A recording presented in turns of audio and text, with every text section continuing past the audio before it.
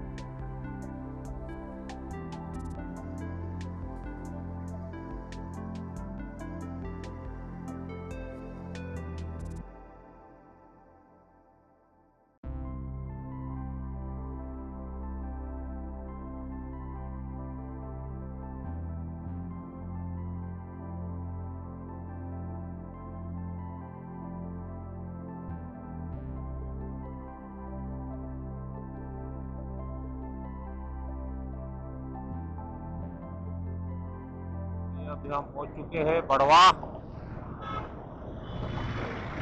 ये भी बड़ा शहर है, तहसील है। यहाँ से ओंकारेश्वर धाम पड़ता है मात्र 20 किलोमीटर।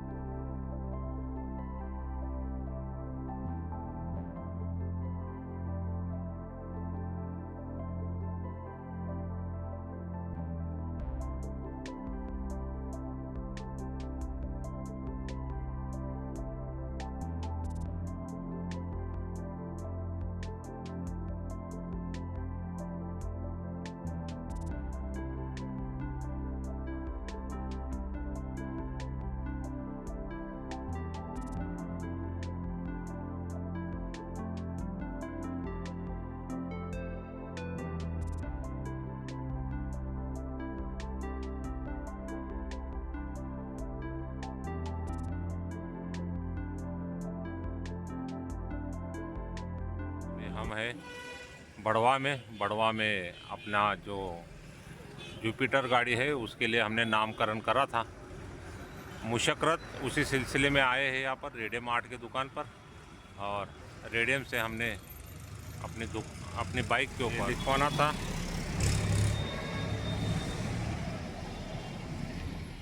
नर्मदे हर। अभी हम हैं बड़वा में। सबसे पहले तो हमने अपने इस वाहन का नाम रखा है मुशक्करत, और उसी का ये रेडियम से स्टिकर बनवा के लगवा लिया है अपने मुशक्करत पर। और अभी दूसरा काम करवा रहे हैं इस सीट का, क्योंकि सिंगल चल रहा था भाई अकेला तो बैठना तो जम जाता था, लेकिन अभी डबल में क्या हो रहा है कि मैं आगे आगे सरक जाता हूँ और उससे मुझे बैठने में भी दिक्कत आ रही है। ये अपना मॉडिफिकेशन का काम हो रहा है। ये है प्रभु जी प्रवीण भाई, इनकी तरफ से अपन ये काम करवा रहे हैं, जिससे अपने को आने वाले परिक्रमा में कोई दिक्कत का सामना नहीं करना पड़े, क्योंकि हल्की हल्की परेशानी शुरू हो चुकी थी बैठने में। बड़वा में हम रुके थे, अपनी इस मुशक्करत का थोड़ा सीट का मॉडिफिकेशन करना था, और एक कार्य हमने किया है बड़वा में A1 क्वालिटी सीट कवर पर। और ये है प्रभु जी प्रवीण भाई, नर्मदे हर प्रभु। बहुत ही अच्छा काम करके दिया है इन्होंने, काफ़ी आराम लगेगा अभी अपने को चलने में। तो आइए चलते हैं मोदरी धाम की ओर। नर्मदे हर। नर्मदे है। और अभी हम बड़वा से निकल रहे हैं मोदरी आश्रम की ओर। आइए चलते हैं च्यवन ऋषि आश्रम मोदरी। नर्मदे हर।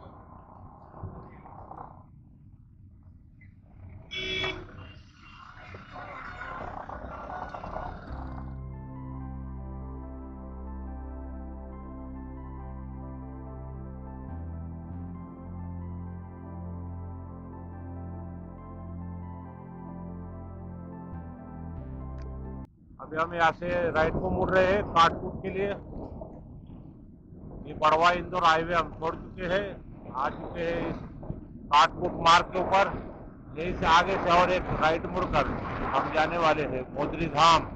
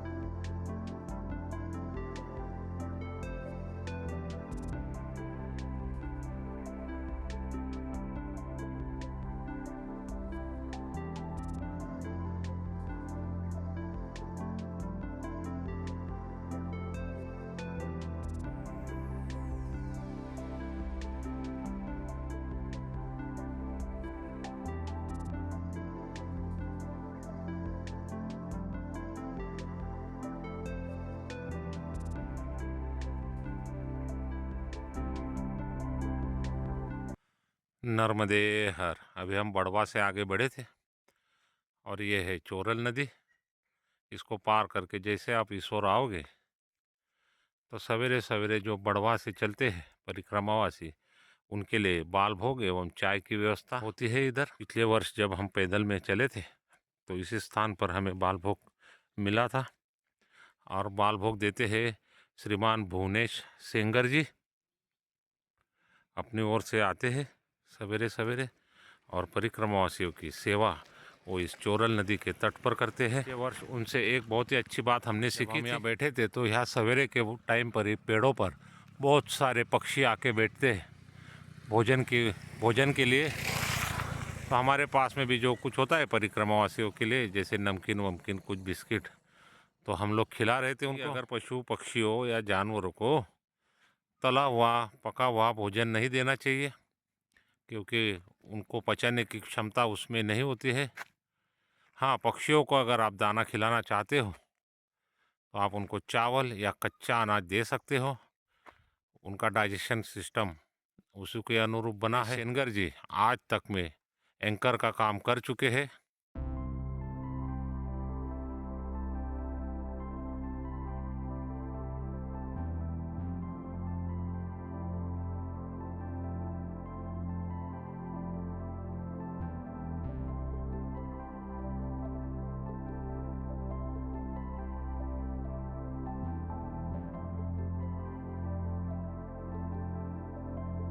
नर्मदे हर। अभी हम पहुंच चुके हैं मोदरी आश्रम के समीप। वो आगे जो बोर्ड दिखाई दे रहे हैं वहाँ से हमको राइट मुड़ के जाना होगा, लेकिन उससे पहले आइए आपको दिखाते एक सुंदर सा झरना।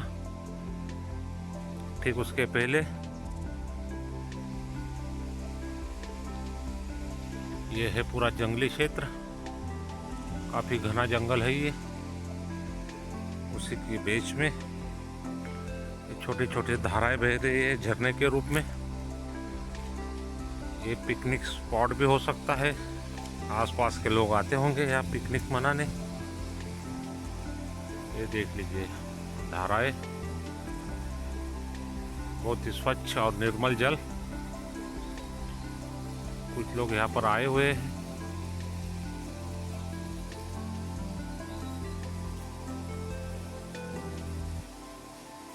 कितनी सुंदर ध्वनि आ रही है जल गिरने से, चिड़ियों की चहचहाट। नर्मदे हर। अभी हम बड़वा से चलकर पहुंच चुके हैं महोदरी धाम श्री महर्षि च्यवन ऋषि जी के आश्रम में। आइए आपको भी दर्शन कराते हैं और आश्रम का भी।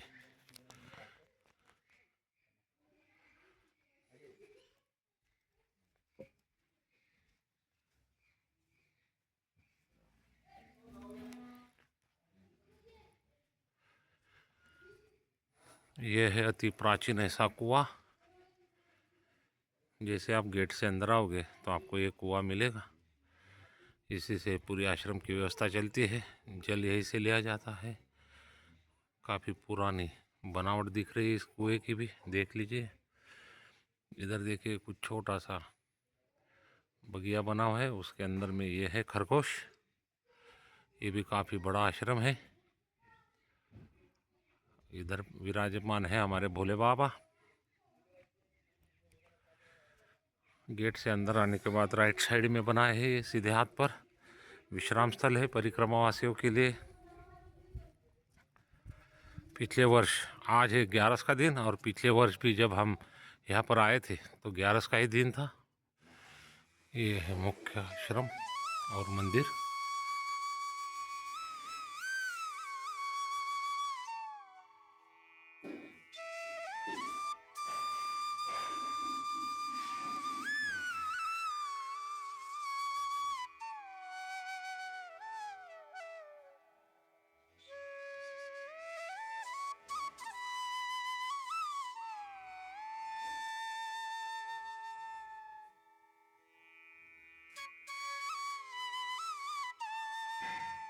इधर में बनी हुई है ध्यान कुटी।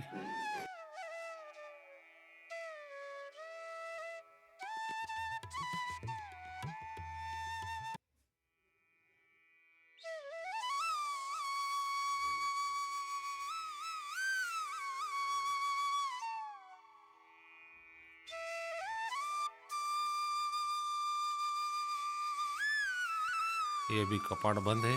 ये है महोदरी माता जी का मंदिर।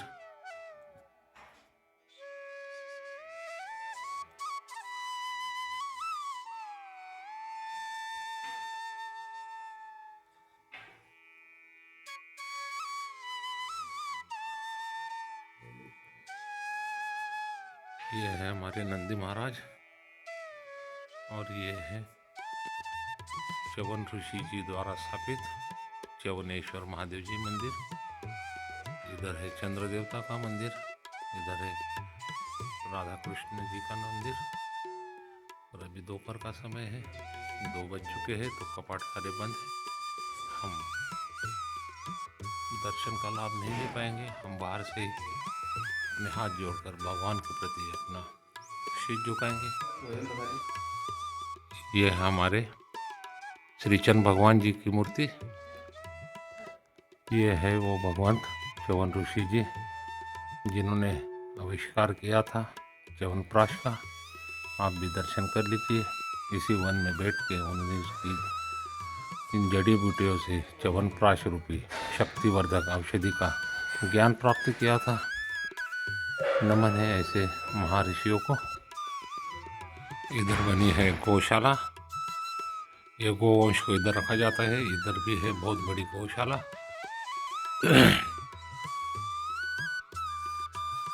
और भाई पूरे आश्रम में इस तरह की जाली लगाई गई है क्योंकि वानर राज बहुत है इधर, बहुत भारी संख्या में है। तो उधर पूरा वो उथल पुथल कर देते हैं। इसीलिए उनके बचाव के लिए पूरे आश्रम में चारों ओर इस तरह की जाली है। और इधर है ये अपने बर्तन वगैरह मांजने के लिए। और देखो संत लोगों की आश्रम में कैसी व्यवस्था होती है। इधर पड़ी है राखोड़ी, उसी से अपने बर्तन साफ करने होते हैं। और इधर लगे हैं नल, इधर है थालियाँ। इधर ही से हमने थाली लेके, आज एकादशी का व्रत है तो हमें हरियाली चिवड़ा और एक बड़ा वाला ग्लास गर्मा गर्म दूध वो मिला। ये हमारे वाले बाबा जी सब्जी रोटी खा रहे। ये है माँ आशा अन्नपूर्णा भोजनालय कक्ष। तो आइए चलते नर्मदे हर। ये देखिए गौवंश इधर चरते हुए अपना भोजन पाती हुई। पूरा जंगल से घिरा क्षेत्र, घने जंगल है, सभी तरह के पेड़ पौधे।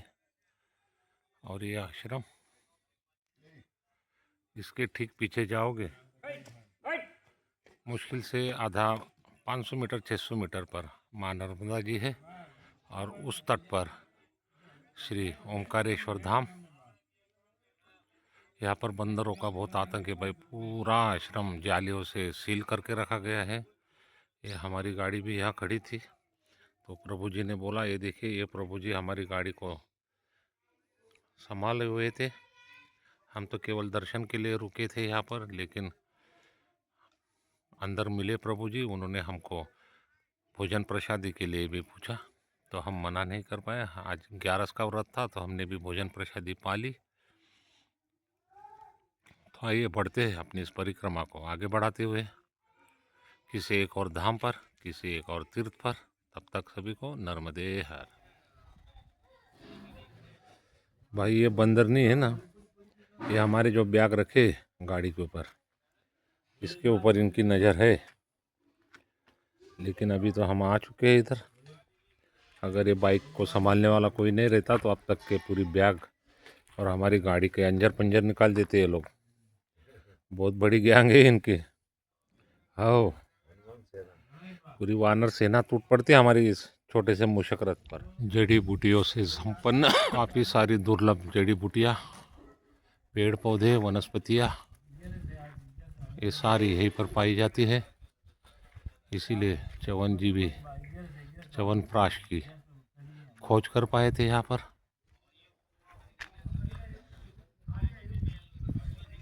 तो आइए चलते हैं, बढ़ते हैं। अपने परिक्रमा को आगे लेके चलते हैं। लगभग 3 बजने का समय हो, यहाँ से जाएंगे झाड़ उखाड़ हनुमान जी के मंदिर पर। देखो इसने कुछ तो निकाल ही लिया गाड़ी में से, है ना? घी निकाल लिया। घी निकाल लिया। खाली घी है क्या बात है? घी तो देगा देगा नहीं। देखो तो वो लेके भाग जाएगा। लेकिन हम च्यवन ऋषि आश्रम से इस कच्चे रास्ते से आए इस मुख्य सड़क पर। ये सड़क आगे जाएगी पैदल परिक्रमा वालों के लिए। आगे से लेफ्ट में मुड़ना होगा, और लेकिन वो रास्ता काफ़ी मुश्किल भरा है, ऊंचा नीचा और पूरी पत्थर वाला रास्ता है। तो हम अपनी बाइक नहीं लेके जाएंगे उधर से। पैदल के लिए तो काफ़ी अच्छा है। और इसी रास्ते से आगे जाने पर जैन तीर्थ धाम पड़ता है, बड़ा पवित्र धाम है। हम आए थे इस रास्ते से और वापस इसी रास्ते से जाएंगे। फिर आगे जाके यहाँ से 7 किलोमीटर के बाद एक आएगा सुलगांव फाटा। वही फाटे से हम सुलगांव होते हुए बड़ेल निकलेंगे, वहीं से फिर झाड़ उखाड़ हनुमान जी की ओर। तो आइए चलते हैं।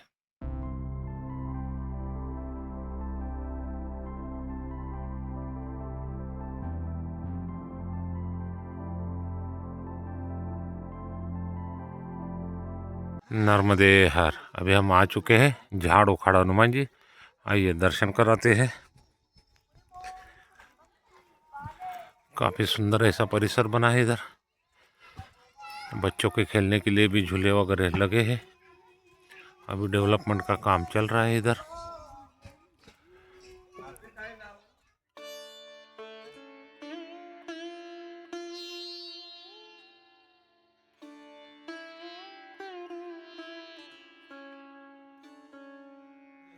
ये है झाड़ उखाड़ हनुमान जी। आइए दर्शन करते हैं।